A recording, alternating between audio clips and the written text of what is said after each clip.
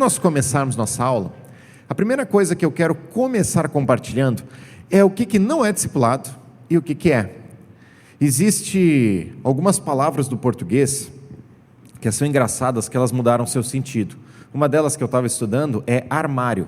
E todo mundo que pensa armário, parece que tem a ver com arma e um lugar para se guardar a arma, né? Armário.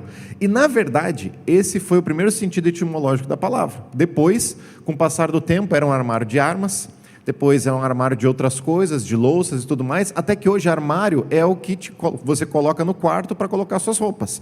Então perdeu totalmente o sentido. Uma outra coisa é a palavra barbeiro. Antigamente o barbeiro, e até a palavra barbeiro, significava a pessoa que corta a barba, certo? Como tem o tesoureiro, como tem cada outras eiros da vida. Só que o barbeiro naquela época, quando você vê aquele símbolo, você vê até hoje em dia que o pessoal faz as coisas vintage, tem algumas cores, o azul, o vermelho, e cada uma delas denotava uma das coisas que o barbeiro fazia. Como ele mexia com navalha, o barbeiro, volta e meia, fazia uma pequena incisão, então, ou tirava um dente, então ele era o dentista também. A pessoa estava com um problema, então ele fazia uma pequena cirurgia, mas você imagina como um barbeiro fazia isso sem ser um médico, sem ser capacitado.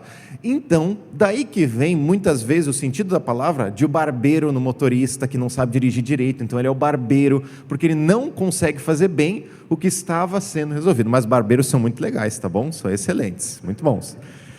O que eu quero dizer é, se a gente não explica, com o passar do tempo, as palavras perdem o sentido. E o que nós estamos falando talvez seja a mesma expressão que o outro, mas nós temos um entendimento completamente diferente. E a verdade é que discipulado é uma dessas palavras. Quando uma pessoa fala e pensa, eu quero estar num discipulado, a grande pergunta é, e o que é discipulado para ti? Porque pode ser algo completamente diferente. E é por isso que eu quero começar falando algumas coisas do que o discipulado não é, e o que a Bíblia não fala sobre isso, para que depois a gente entenda o que nós estamos caminhando como igreja e o que a Bíblia fala que ele é, beleza? Primeira coisa, discipulado, ele não é e não pode ser uma mera metodologia. A gente vai ver livros, vai ver estudos, vai ver várias coisas, e que diz... É quase pirâmide, sabe? Você vai acompanhar um, que esse vai acompanhar dois, que vai acompanhar quatro, passa para um, passa para dois e vai crescendo. E certamente isso é uma metodologia interessante, importante, mas discipulado tem muito mais a ver com estilo de vida do que com uma metodologia.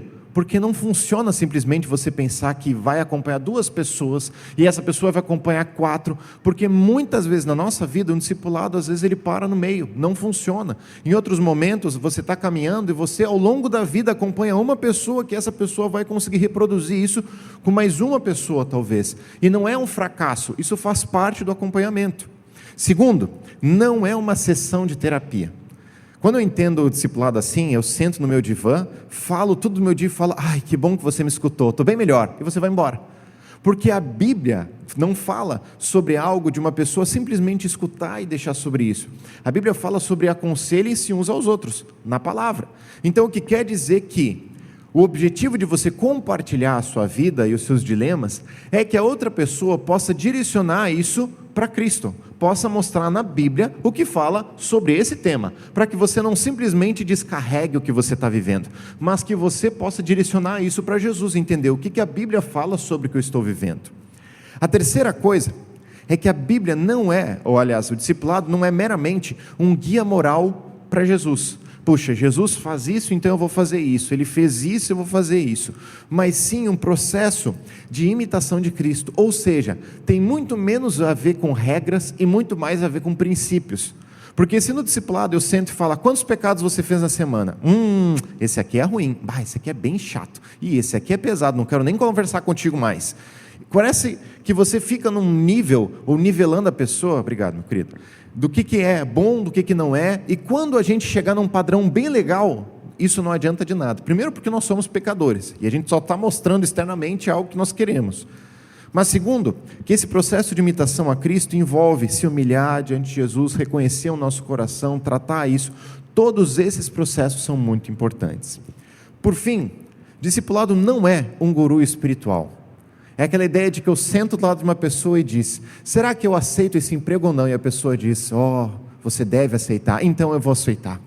você pergunta, será que eu devo namorar ou não devo namorar essa pessoa? E a pessoa diz, consultei a Deus e disse, não, você não deve namorar, então não devo namorar. Ser um guru espiritual é um grande risco, porque se você acerta, você é um grande vencedor. Se você erra, você é o grande culpado. Então o discipulado não passa a ideia de uma questão paternal, maternal, de que eu defino a vida da pessoa, mas sim, eu ajudo a pessoa a pensar biblicamente. Então, a pergunta é, eu devo ou não devo namorar? Depende, o que você avalia segundo esses princípios da Bíblia? A gente apresenta os princípios e a pessoa vai poder pensar biblicamente por si mesma. Percebe como, se eu perder esse sentido da palavra, nossa própria expectativa é de frustração. A gente vai olhar para o discipulado e pensar, puxa, eu já vivi assim, momentos, essas circunstâncias, já vivi e foram pesadas para mim. Ou então, puxa, eu já achava que era exatamente isso. Você quebrou todos os meus sonhos. Eu queria uma pessoa que dissesse o que eu tenho que fazer na vida. E a pessoa vai me fazer pensar agora. Eu tenho que avaliar sobre a minha vida. Exato. Nós somos pessoas cristãs, maduras, que estamos conhecendo Jesus e queremos pensar biblicamente. Então tá, o que não é discipulado? Conversamos. A grande questão é, o que é discipulado? E essa é uma frase simples, mas que talvez traduza um pouquinho do que eu quero compartilhar com vocês. Discipulado é conduzir pessoas a um relacionamento crescente com Jesus, certo? De novo. Discipulado é conduzir pessoas a um relacionamento crescente com Jesus. Primeira coisa dentro disso, conduzir. Conduzir, certo? Quando existe uma pessoa, certamente você já viu, alguém que é cego, está com a bengalinha ali caminhando e sendo dirigido, ou está caminhando, e às vezes precisa atravessar a rua e alguém coloca o braço do lado e o conduz até o outro lado. Se a pessoa não quiser, ela não atravessa. Ninguém vai forçar e empurrar, não, tu tem que atravessar. Conduzir não é caminhar pela pessoa, é mostrar o caminho. Ou seja, o objetivo de um discipulado não é a pessoa caminhar pela outra, empurrar a lomba acima e dizer, você vai crescer com Jesus a todo custo, vai acontecer. Não, é dizer, o caminho é esse. Se você topar, a gente vai caminhar junto. Se não topar, não adianta eu tentar insistir, se os seus passos não forem dados. Segundo, as pessoas a um relacionamento. E tudo isso começa por alguém ser um seguidor genuíno de Jesus. Tem uma classificação bem simples que é o seguinte: antes de uma pessoa seguir a Jesus ou entregar a vida para Jesus, é um evangelismo. Eu estou compartilhando sobre Jesus. Não adianta eu cobrar um padrão de um cristão para quem não é. Eu digo, você precisa mudar isso na sua vida. A pessoa pergunta, por quê? Porque a gente faz assim aqui. E essa é a pior explicação. Porque a gente está tentando cobrar algo externo de algo que não aconteceu internamente. Então a ideia é, esse processo, quando alguém toma a decisão por Jesus, começa um processo discipulador. Eu estou ajudando essa pessoa no relacionamento que ela já tem com Jesus. Terceira coisa, é crescente, ou seja, envolve passos e etapas. Não é um momento, o discipulado, a gente não entende que é algo simplesmente para o começo da vida cristã e a pessoa diz, puxa, eu comecei minha caminhada com Jesus e agora então, nessa caminhada com Jesus, isso dura até eu aprender um pouquinho sobre quem é Deus, sobre quem é Jesus, vamos estudar um livrinho e pronto, agora eu posso me virar sozinho. A gente entende que discipulado é um processo ao longo da vida. Pode ser com uma ou com mais pessoas ao longo desse período, mas certamente eu preciso de referências espirituais na minha vida ao longo de toda. Então, nesse processo, envolve passos e etapas. Por fim, a verdade é que com Jesus é um discipulado, ele envolve ser um discípulo de Jesus e não meu. A frase e o perigo disso é, puxa, estou acompanhando a pessoa há tanto tempo que ela já fala que nem eu, ela já tem até os mesmos pecados, a gente está bem pertinho, está se parecendo muito, e é um perigo, porque o objetivo não é que a pessoa se torne um pequeno Samuel, coitada dela se tornar. O objetivo é que ela se torne um pequeno Cristo, um cristão, a cada dia mais maduro com Jesus. Então o objetivo não é que eu aponte para mim e eu diga no encontro, puxa, eu fiz isso, então talvez para a sua vida você deve fazer isso. Não é simplesmente uma avaliação do que eu fiz, mas é uma avaliação do que a palavra diz que é o melhor caminhar. As minhas experiências vão entrar dentro disso e não sobre isso. Então, discipulado e agora eu quero que você repita, conduzir pessoas a um relacionamento crescente com Jesus. Vamos de novo? Conduzir pessoas a um relacionamento crescente com Jesus. Mais uma vez, conduzir pessoas a um relacionamento crescente com Jesus. Perfeito. Se a gente entender um pouquinho disso, ou isso está claro na nossa mente, a gente já vai ter uma ideia do que é e do que não é. Mas a Bíblia é mais clara ainda do que isso. E a Bíblia entra mais ainda nesse contexto do que é o discipulado. E a verdade é que o próprio Jesus, em determinado momento, ele senta com seus discípulos e ele define o que é discipulado. Eu quero te convidar a abrir em Lucas capítulo 14, então, para a gente ver esse primeiro texto, que vai nos ajudar, então, a entender. E uma outra coisa que eu quero dizer é que se você tiver alguma pergunta, alguma dúvida, alguma consideração, guarda, segura isso, não esquece, para no final da aula a gente poder também ter um tempinho aqui da gente conversar. A gente vai começar aqui das 9 até as 10, 10 horas a gente tem um intervalinho para ir para o culto, 10h15 a gente começa lá, tá? Então, vai ter um tempinho ainda para a gente poder fazer perguntas, se Deus quiser, tá? Lucas 14, 25, o preço do discipulado. Olha o que fala ali. Uma grande multidão ia acompanhando Jesus. E este, voltando-se para ela, disse: se alguém vem a mim e ama o seu pai, sua mãe, sua mulher e seus filhos, e seus irmãos e irmãs, até a sua própria vida mais do que a mim, não pode ser meu discípulo. E aquele que não carrega a sua cruz e não me segue, não pode ser meu discípulo. Qual de vocês, se quiser construir uma torre, primeiro não se assenta e calcula o preço, para ver se tem dinheiro suficiente para completá-la? Pois, se lançar o alicerce e não for capaz de terminá-la, todos os que virem rirão dele, dizendo: esse homem começou a construir e não foi capaz de terminar. Ou, qual é o rei que, pretendendo sair à guerra contra outro rei, primeiro não se assenta e pensa se com 10.000 homens é capaz de enfrentar aquele que vem contra ele com 20.000? Se não for capaz, enviará uma delegação, enquanto o outro ainda está longe, e pedirá um acordo de paz. Da mesma forma, qualquer um de vocês que não renunciar a tudo que possuir, não pode ser meu discípulo. Olha só, Jesus está explicando e compartilhando o que é discípulo, o que é ser um discípulo genuíno. O contexto disso é que Jesus estava com seus discípulos se aproximando de Jerusalém. Vários deles estavam pensando: agora ele vai tomar o trono, agora ele vai ficar no lugar de Herodes, agora sim ele vai subir ao trono e vamos começar o nosso reinado do judaico. Mas o Jesus, o que ele estava fazendo é estar a caminho da cruz, cada vez mais a caminho da cruz, porque isso é o que envolvia ser um discípulo verdadeiro, e era isso que ele ia mostrar. Dentro disso, a primeira coisa que a gente percebe é o contexto de prioridade. Ou Jesus assume o protagonismo na nossa vida, ou ele não é nada.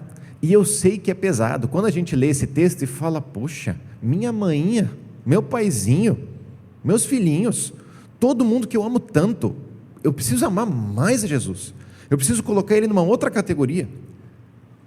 E isso é um texto pesado, não só para a gente, para quem viu aquilo na época, foi muito pesado esse discurso de Jesus. Mas o que Jesus estava dizendo é: ou eu sou o primeiro na sua vida, ou eu não sou mais ninguém. Porque entre o que eu disser e qualquer outra pessoa que você ama disser, se eu não for mais importante, você segue o que o outro disse. E nós temos pais que nos amam, nós temos filhos que nós amamos, nós temos o cônjuge, nós temos tantas pessoas ao nosso redor, mas se a opinião dessas pessoas importa mais do que a opinião de Jesus, nós não vamos conseguir desenvolver o discipulado. A segunda coisa, no versículo 33, ele fala que priorizar Jesus é renunciar. E se eu não aprender a renunciar, ou seja, abrir mão de outras coisas, e do que ele me pedir para renunciar, eu não vou conseguir ser o discípulo de Jesus. Porque lembra da ideia de conduzir? Jesus nos pega pela mão e fala: Samuel, eu quero te levar para uma aventura. E você pensa: beleza, eu adoro aventuras. Você pensa: Samuel, eu vou trazer muitas pessoas para a sua proximidade. Beleza, eu quero ter muitas pessoas. Samuel, você vai poder ajudar pessoas a conhecerem Jesus. Beleza, e eu quero que você seja um missionário na África. Jesus, eu não gosto, eu não queria ser missionário. Não é um lugar, eu gosto bastante do Brasil, Porto Alegre aqui é o meu sonho.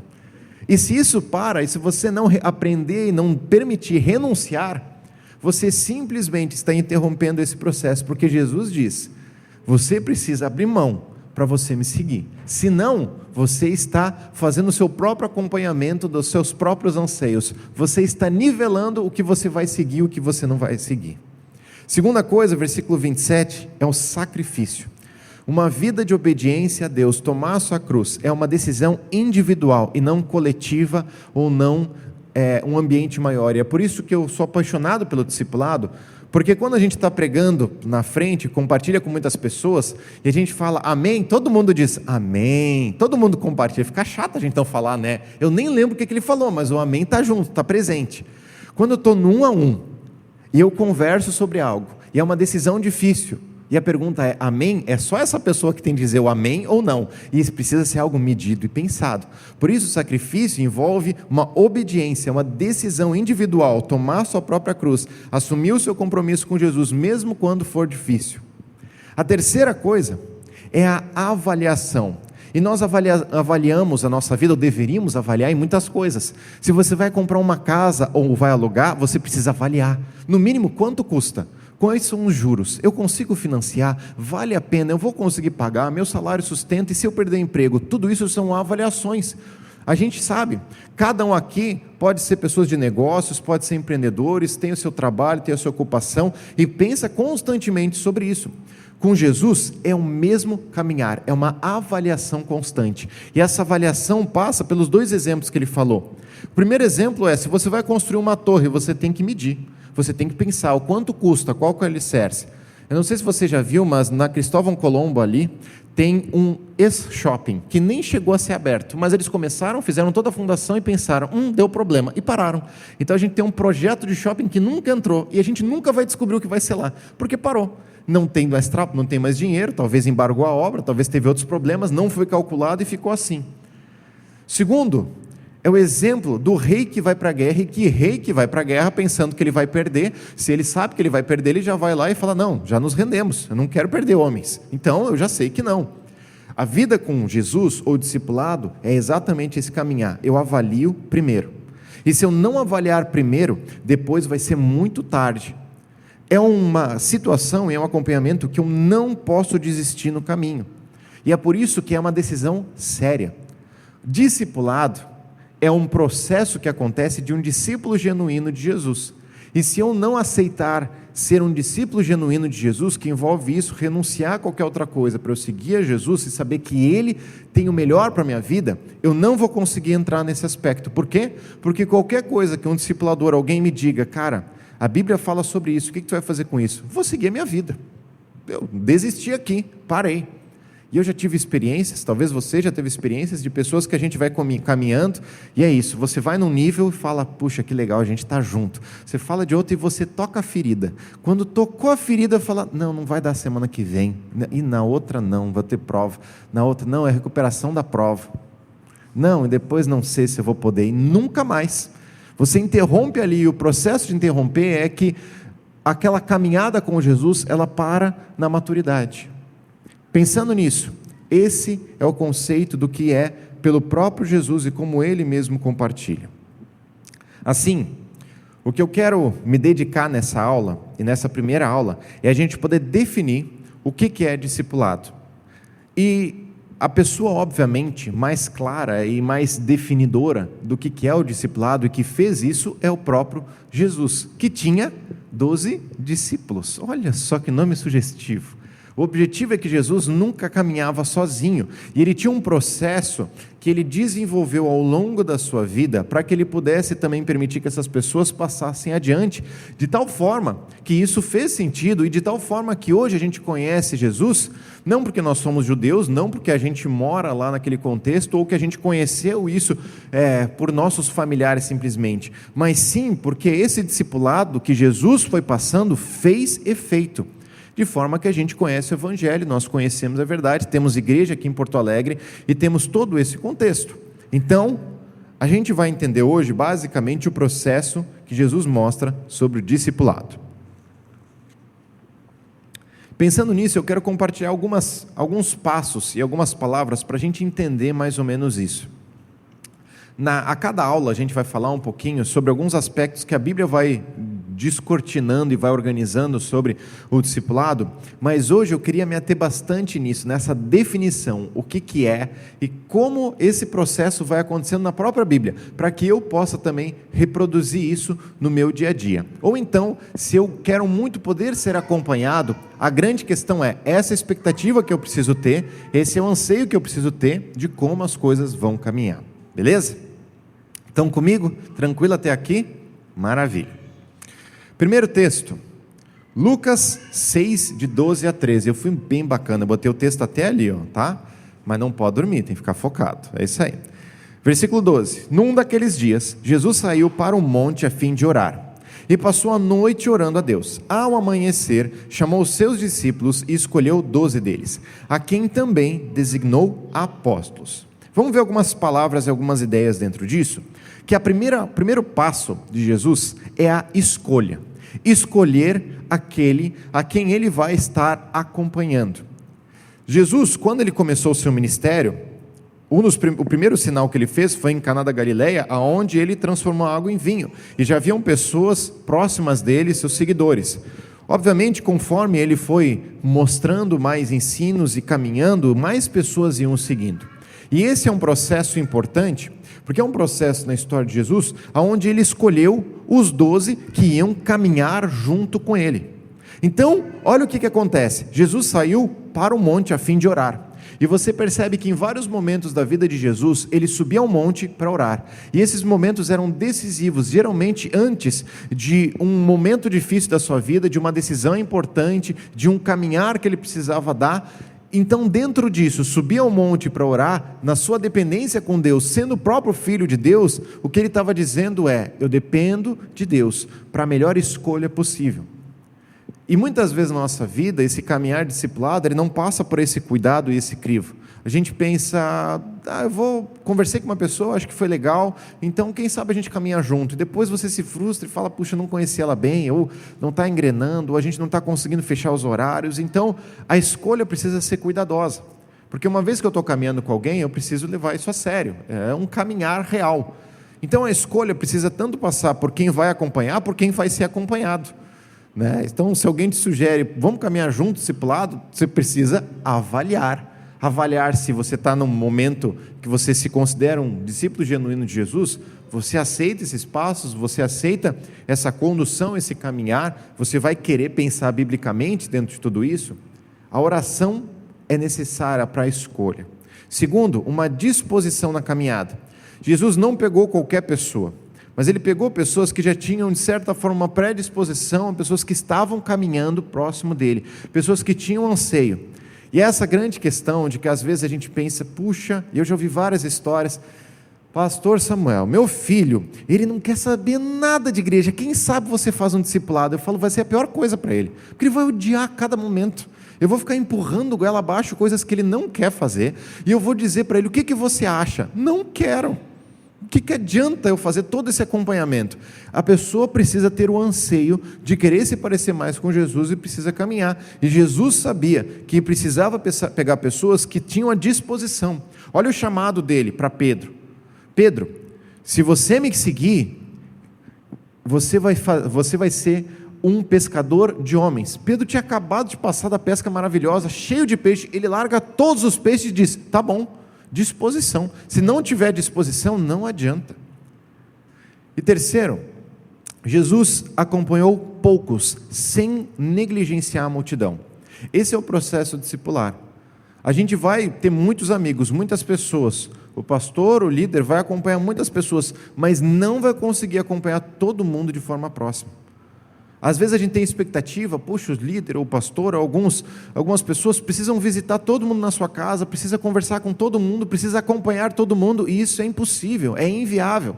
Mas alguém consegue te acompanhar com qualidade, e outra pessoa consegue acompanhar outra com qualidade. Por isso que Jesus ensinou esse processo de que nós acompanhamos alguns, às vezes um a um, com qualidade, mas sem negligenciar todos. A gente tem relacionamentos, acompanha, mas de proximidade eu preciso ser poucos. Não adianta a gente fazer um grupo de discipulado aqui. Gente, cada um, como é que foi a sua semana? Puxa, deixa eu recomendar isso, não funciona. Precisa ser algo íntimo, individual.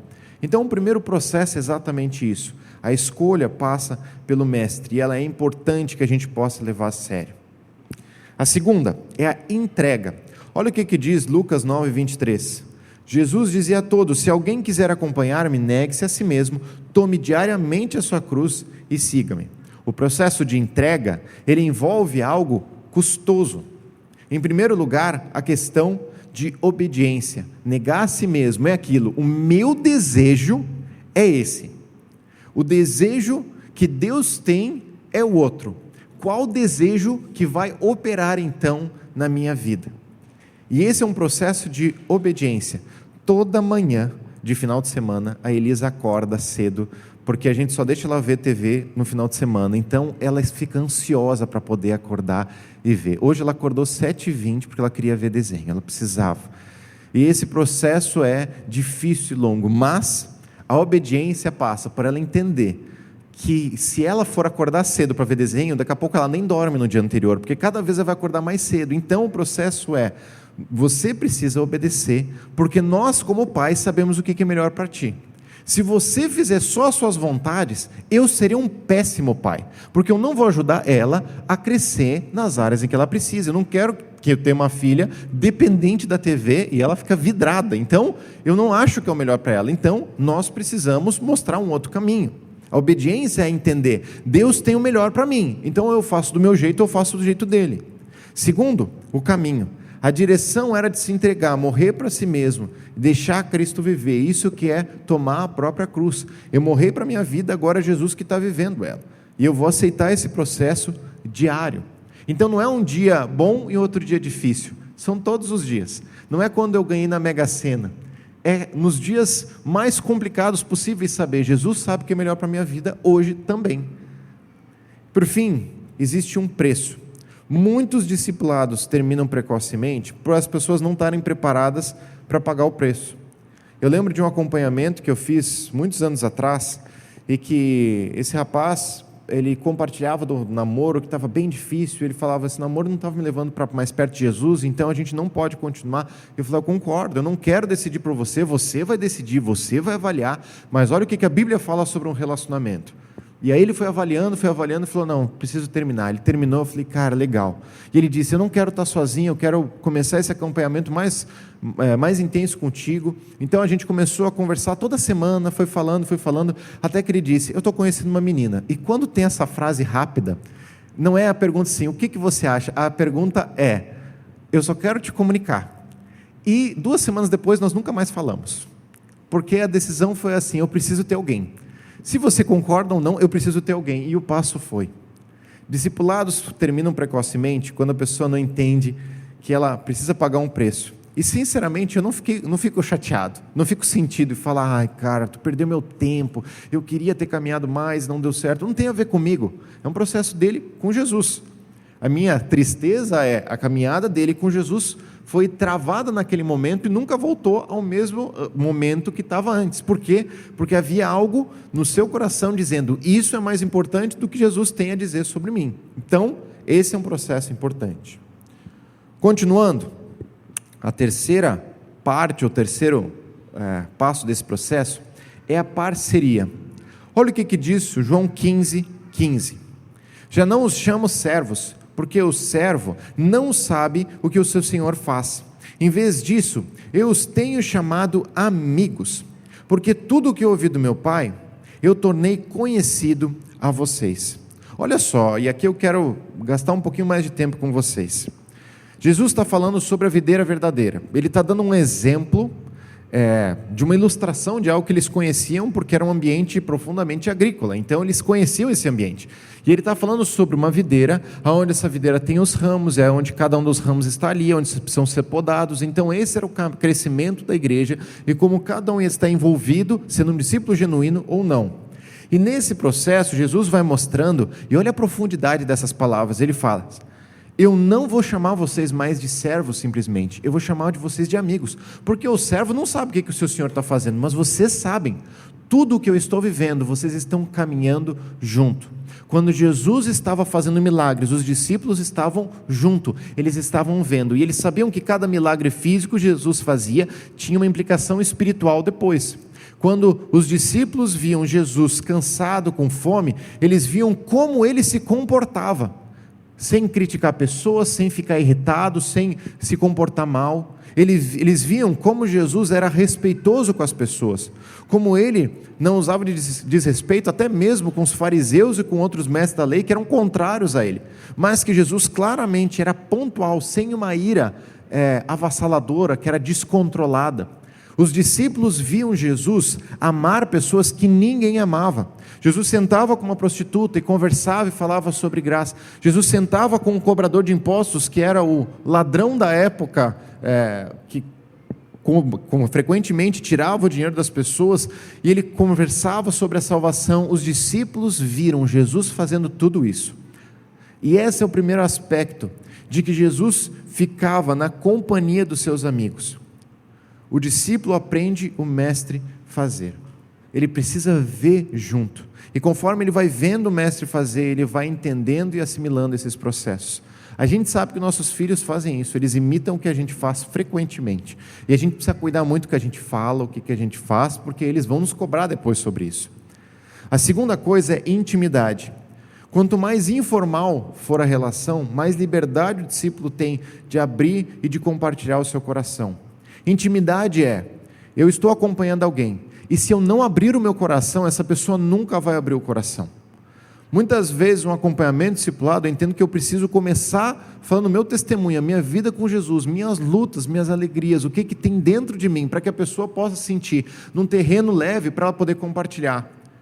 Porque se eu sentar com uma pessoa e falar: oi, bom dia, prazer, me conta o seu pior pecado, fala aí tudo que você faz de mal, que horror. A pessoa nunca mais vai querer conversar, e naquele momento provavelmente ela não vai falar nada, porque isso não traz uma abertura nenhuma, simplesmente é você cavocando coisas que você não teve liberdade para entrar. Intimidade envolve, o que Jesus diz tudo o que eu estou vivendo, estou compartilhando com vocês. Os discípulos não entendiam, mas frequentemente Jesus falava sobre a cruz. Frequentemente, se você olha no texto, Jesus fala: eu vou passar por um momento difícil, onde vocês não conseguem me acompanhar, aonde essa edificação aqui vai ser derrubada, aonde eu vou sofrer. E o que eles diziam? Não, mestre, tu nunca vai fazer isso. Jesus dizia: escuta, isso vai acontecer, eu estou abrindo meu coração para vocês, não tentem resolver isso, eu quero que vocês entendam. E nesse processo, a intimidade envolve nós abrirmos o coração com as pessoas. Terceiro, é a questão do ensino constante. O ensino, ele é indispensável. O ensino, ele acontece em todos os momentos.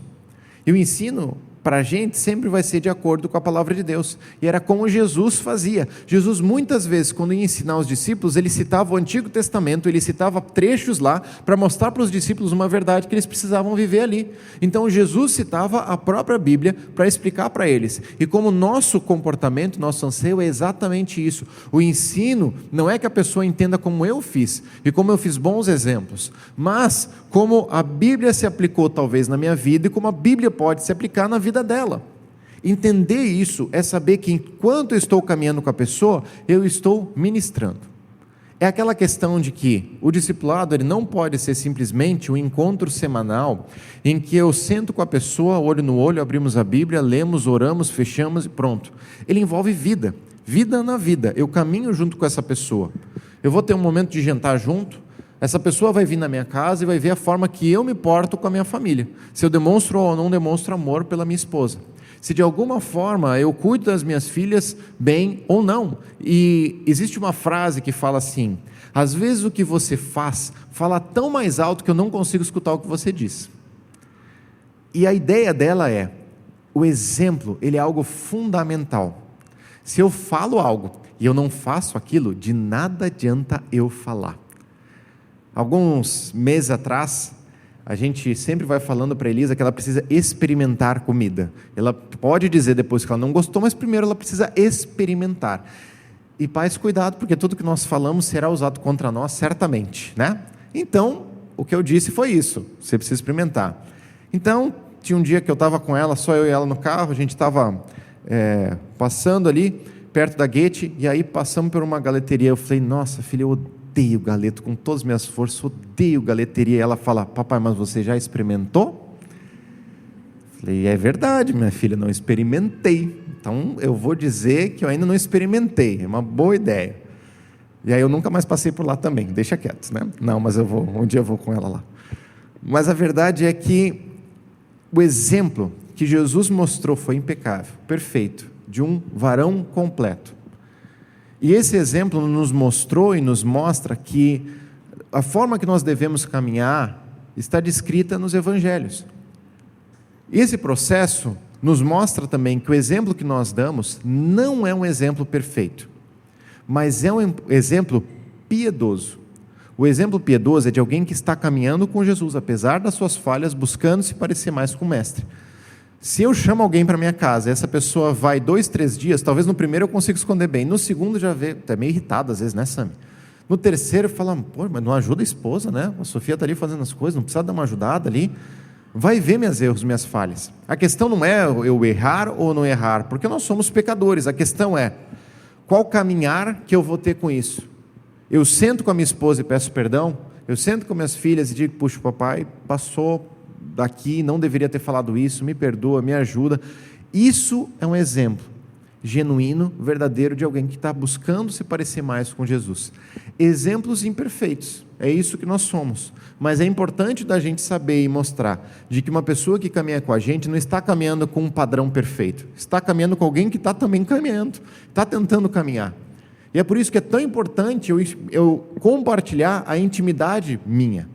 E se em um momento eu chego num discipulado e eu digo, puxa, essa luta você tem? Eu nunca tive luta com isso. Isso é algo que é bem rápido a gente resolver. Eu estou estimulando a pessoa a nunca abrir comigo as coisas. Tem lutas que a gente leva para o resto da vida. Tem áreas difíceis para cada um e eu não posso menosprezar isso. E é muito especial que Jesus olhava para cada um deles, com a diferença que cada um deles tinha. Eles eram completamente diferentes. Havia discípulos que eram pescadores, e a palavra deles, a forma deles falar era bem simples, tanto que os próprios escritos de Pedro, às vezes, na própria Bíblia tem uma linguagem rudimentar. Existiam outros, como Mateus, que eram cobradores de impostos, que eram pessoas letradas, que sabiam, que eram estudadas.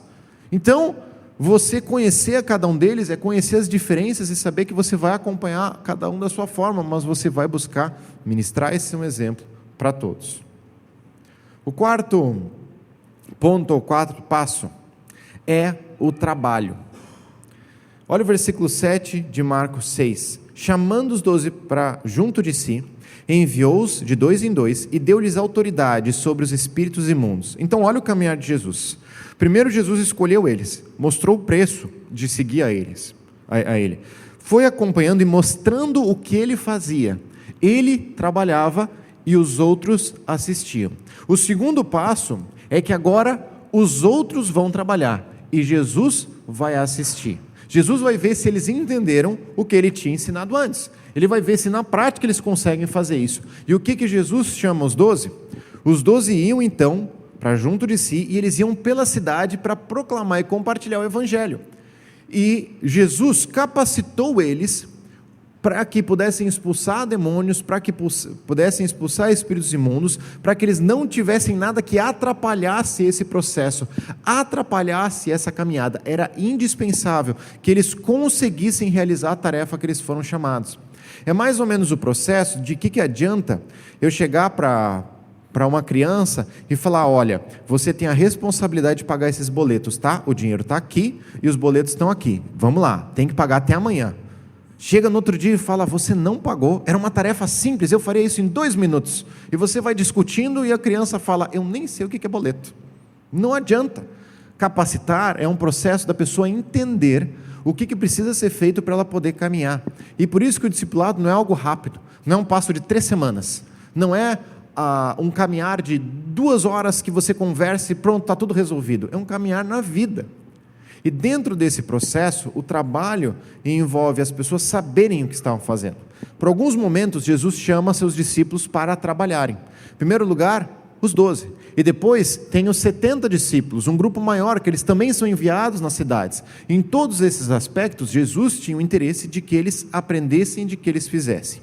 Primeira coisa, Jesus distribuiu, Jesus não trabalhava sozinho, ele permitia que essas pessoas também participassem. Segundo, ele coloca eles numa missão, e a parte mais especial disso é, eu estou em uma missão, de que o evangelho seja compartilhado, e que seja compreendido, e a minha missão termina aqui na cruz, e na cruz eu pago o preço por todos, para que 3 dias depois eu vou ressuscitar. Esse era o processo da missão. O que Jesus fez? Ele não deu uma outra missão menor, ou uma missão que não tinha a ver com isso. Jesus mostrou a mesma missão para esses discípulos: vocês vão fazer parte de fazer discípulos, vocês vão mostrar o Evangelho, mostrar as boas novas, mostrar isso para as outras pessoas. Vocês estão na mesma missão que eu, e isso é muito especial e importante. Terceiro, a capacitação. Jesus, como eu disse, ele mostra tudo o que aquelas pessoas precisavam. E por fim, a supervisão. Jesus não deixava as coisas saírem sob o controle. Marcos 10, a partir do versículo 35 até o 45, a gente não vai ler aqui, mas é uma história emblemática da Bíblia. Que acontece o seguinte: Tiago e João, ambos filhos de Zebedeu, chamados os filhos do trovão, por algum motivo específico, porque eles não eram muito flor que se cheire, eles chegam para Jesus, e tem outra parte que diz que a própria mãe deles chegou ali para Jesus e disse: Mestre, quando você chegar na glória, lembra-te da gente, que o Tiaguinho possa ficar na esquerda, e o Joãozinho possa ficar na direita na tua glória. Bota uns troninhos ali do nosso lado, pode ser menor que o teu, mas deixa a gente ficar lá. E o que Jesus diz é: queridos, vocês não entendem o que estão pedindo, porque para onde eu vou, vocês não vão conseguir me acompanhar. E Jesus está falando da cruz, e eles estavam falando: não, a gente vai te acompanhar até o fim, a gente vai estar junto em tudo. Quem são os primeiros a correr quando chegam então os soldados? Os dois, porque sabiam que de fato eles não entendiam o que Jesus estava dizendo. A questão da supervisão é não deixar as coisas saírem do controle, que é a ideia de: puxa, essa pessoa está caminhando, mas eu quero ajudá-la. O grande perigo, e a Bíblia fala sobre o neófito na fé. O neófito na fé é alguém que recém nasceu de novo, recém conheceu sobre Jesus. O mesmo exemplo que eu dei sobre colocar uma criança para pagar um boleto, ela não entende, é quando muitas vezes a gente teve um encontro com a pessoa e disse: isso aqui é o Evangelho, tá? Agora compartilha com todo mundo, se vive aí. E a pessoa talvez vai fazer o ornitorrinco do Evangelho, vai prometer coisas que não são, vai explicar coisas que não conhece, porque esse processo ele envolve tempo, não é algo tão rápido. A gente demora a nossa vida para entender, e você sabe que na sua caminhada com Jesus, você já teve dúvidas, eu já tive. Eu conheci Jesus com 7 anos, entreguei minha vida, mas eu tinha muito medo de perder a salvação constantemente. E nesse processo eu aceitei Jesus várias vezes, e eu tenho o meu nome está redesenhado várias vezes lá no livro da vida. Não, brincadeira, uma só. E nesse processo, várias vezes eu ficava: será que eu entendi mesmo? E eu perguntava para pessoas e referências espirituais que me ajudaram a compreender: não, aquilo ali valeu, foi claro, mas entender o Evangelho de uma forma clara demorou anos. Então como eu posso esperar que outra pessoa, num primeiro encontro, numa primeira conversa, entenda tudo, o que eu levei anos para ir entendendo? Esse processo envolve supervisão, e a capacitação é necessária. Por fim, existe a questão da reprodução, e reprodução envolve tudo o que foi passado ser compartilhado até que essa pessoa consiga fazer isso com outros. Então lembra o caminhar? Primeiro Jesus fazia e mostrava para os seus discípulos, por exemplo. Segundo, os discípulos faziam e Jesus supervisionava eles. Terceiro, Jesus não estaria mais. Jesus, 40 dias depois da sua ressurreição, ele sobe aos céus, e ele não está mais ali, mas eles reproduzem para fazer novos discípulos. O caminhar agora está fazendo esse ciclo. E a ideia da reprodução tem muito a ver com João 15,16. Vocês não me escolheram, mas eu os escolhi, para irem darem fruto, fruto que permaneça, a fim de que o Pai conceda a vocês o que pedirem em meu nome. Então olha que bonito esse aspecto. Jesus tinha o anseio de que houvessem frutos sendo dados através das pessoas que estavam acompanhando. Então elas não estavam simplesmente acompanhando e crescendo e conhecendo a Bíblia e a palavra e as verdades para inchar, mas sim para repassar essas verdades para os outros. Então eu posso dizer com muita clareza que eu só estou aqui porque pessoas investiram em mim, investiram na minha caminhada com Jesus, meus pais desde muito cedo, pessoas me acompanharam, discipuladores, líderes de sala, de escola bíblica, líderes de ministério, pessoas caminharam junto comigo, pastores, tive sempre pessoas que foram referências espirituais. Então o que eu faço e quem eu sou não é o Samuel que sentou um dia na Bíblia e ele foi lendo e descobrindo tudo isso. Envolve muitas pessoas que foram me ajudando nesse processo e muitas outras que ainda vão me ajudar. Então, dentro disso, o objetivo de conceder frutos, de crescer frutos, é esse anseio da multiplicação. Mas percebe que não é simplesmente uma metodologia de 1, 2, 4 e vai crescendo exponencialmente, mas é de que o que eu ouvi, a verdade que eu ouvi, eu preciso compartilhar com os outros. Essa é a minha missão. Então, como eu vou fazer isso? Cada um vai ter esse processo. Segundo, envolve a grande comissão. Olha as últimas palavras de Jesus antes de subir para os céus. Está descrito ali: portanto, vão e façam discípulos de todas as nações, batizando-os em nome do Pai, do Filho e do Espírito Santo, ensinando-os a obedecer a tudo que eu ordenei a vocês, e eu estarei sempre com vocês até o fim dos tempos. Então olha só, Jesus está dizendo: eu vou subir, mas eu vou estar com vocês. Eu vou enviar alguém que vai estar no coração de vocês, o Espírito Santo, que vai os acompanhar, que vai os ajudar. E nesse processo, vocês têm uma missão. Qual missão? A mesma missão que eu fiz. É a missão que eu estou passando para vocês. Façam discípulos. Como? Discipulem as pessoas através de: apresentem o Evangelho, batizem elas, que elas possam ser seguidoras de Jesus e elas possam então dar frutos a outros. Olha só que sugestivo os nossos 4 passos aqui na igreja. Conheça Jesus, entenda quem Ele é, toma uma decisão por Jesus, se batize. Por quê? Batizar em nome do Pai, do Filho e do Espírito Santo. Essa é a base. Eu mostro publicamente a fé que eu tenho. Terceiro, se torne membro, encontre uma comunidade em que você faz parte para que você possa estar desenvolvendo essa caminhada. E 4, sirva a outros. Então esse processo envolve muito de Mateus 18, da reprodução. E eu entender a reprodução, é eu entender que esse processo ele não pode parar em mim. É um caminhar em que pessoas me passaram essa verdade e que eu quero passar isso para os outros também. Existe um professor, agora já falecido, Howard Hendricks, que ele ensinou muito sobre ensino cristão, e ele falava sobre isso. A gente percebe, a gente descobre que o ensino verdadeiramente aconteceu quando a pessoa que eu ensinei consegue repassar isso para outro. É aquela validação que o professor faz quando o aluno já está ensinando a outra pessoa e já está passando adiante aquilo. Para mim é muito engraçado, no CrossFit, treinando, que primeiramente tu chega lá e você não sabe nada, e o scale é aquele que é o base do base, né? A adaptação, e a gente nunca sai desse processo, né? Mas o anseio é sair. E quando a gente começa nesse caminhar e começa esse desenvolvimento, a gente vai aprendendo, e é muito engraçado que com o passar do tempo, você vai aprendendo, vai descobrindo, e você já está um segundo coach ali, já mostrando, falando: não, ó, respira, prende a respiração, abaixa, solta. Então tem 3 coaches em volta de uma pessoa. E esse processo é legal porque são pessoas que vão se estimulando na caminhada e vão aprendendo. Às vezes não ensina tão certo, mas está no processo. E reprodução envolve isso. Envolve você estar tão empolgado na caminhada que você quer ajudar outros a caminhar também da mesma forma com Jesus. E você pensa: cara, o que Jesus está fazendo na minha vida, o que Ele tem transformado na minha vida, eu quero que você também possa experimentar isso. E a gente começa a caminhar juntos. Esse processo, na próxima aula, a gente vai ver alguns pré-requisitos do discipulado. E algumas coisas que é necessárias que um discipulador tenha, e algumas coisas que são importantes, mas principalmente o anseio de que um homem caminha com um homem e uma mulher caminha com uma mulher. Então esse anseio é de que eu vou entender e eu vou conseguir caminhar junto dessa pessoa em todo esse processo. Por fim, olha esse ciclo acontecendo de exatamente do que a gente falou, esse processo. Em primeiro, ele envolve uma escolha de quem se vai caminhar junto. Segundo, é a entrega, e se não tem clareza sobre a entrega, em algum momento se desiste, porque o combinado não sai caro. Mas se você não colocar claro o que são os termos, aquele compromisso, isso tudo vai ser desistido depois. Terceiro é a parceria, o exemplo, caminhar junto. Quarto é o trabalho, eu capacito essa pessoa também para poder fazer isso com os outros. E por fim, a reprodução, que envolve essa pessoa ajudar outros, através da escolha, a se entregarem, a trabalharem, a desenvolverem todo esse caminhar.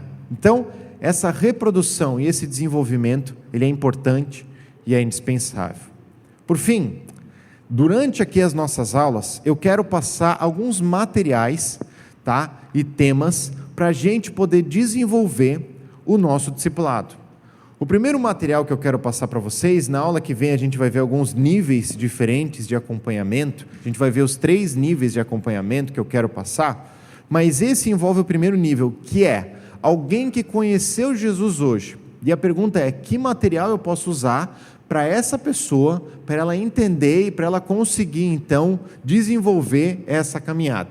Pois bem, O material base que eu quero compartilhar com vocês para a gente poder adotar hoje é esse, Bases da Fé Cristã. São 20 temas que eles compartilham como Bíblia, oração, como funciona, Deus, Jesus, o Espírito Santo, processo de salvação, o homem, pecado, o anjo, Satanás, o juízo final, a eternidade, tudo isso está nesse livro. E no final de cada capítulo tem algumas perguntas exatamente para conversar. Então a ideia é, esse aqui é um dos livros, base, tema, para a gente poder trabalhar e poder acompanhar.